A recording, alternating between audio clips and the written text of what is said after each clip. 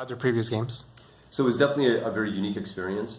In our previous games, it's about the environment, about lots of enemies and different weapons. And here it's a very kind of primitive, simplistic thing. All right, here's your fist. There's one guy on screen, and you're just going to go at it. There's a lot of detail that goes into that in order to create a mechanic that's fun, that feels real, and yet you really wanted to capture the cinematic universe. When you talk about like the mechanics of the game, did you had any like inquiries with other professional boxers? Did you had like any other inputs about like what to matriculate that into the game?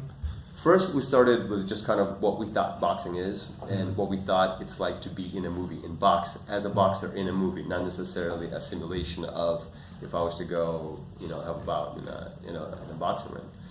And once we got a little farther, we invited a few boxing pros here. Nobody really, I think you would know, they're probably, I don't know what type of circuit they fight in. But these guys actually got so interested and would like their input that we started having boxing classes here in the studio. Wow. And we still do it twice a week. So they definitely had a lot of input. They played it. We started training on boxing, hitting the bags, hitting the mat, right. The mitts, having all the drills and stuff like that. So that definitely contributed to the experience of the game.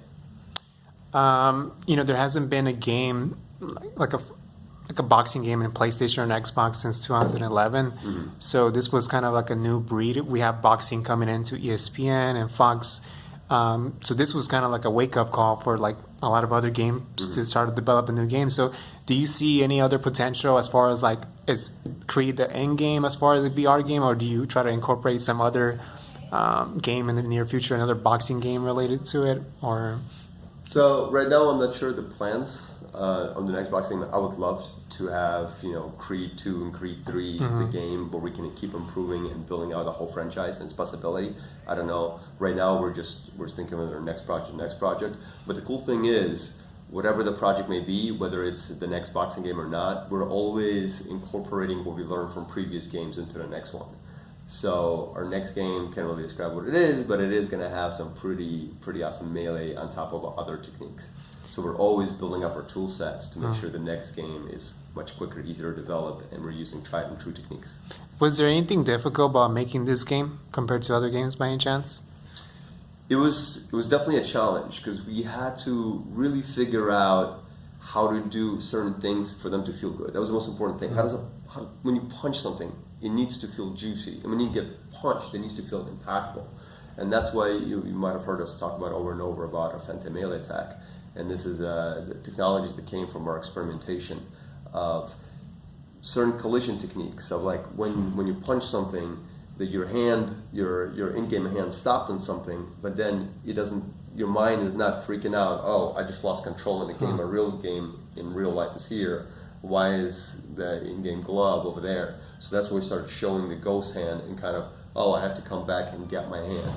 And it kind of starts selling a bunch of things to you, like when you make contact with something, and then we can rattle the in-game hand without your hand actually moving in the real world, but it starts selling the idea of a punch to your brain.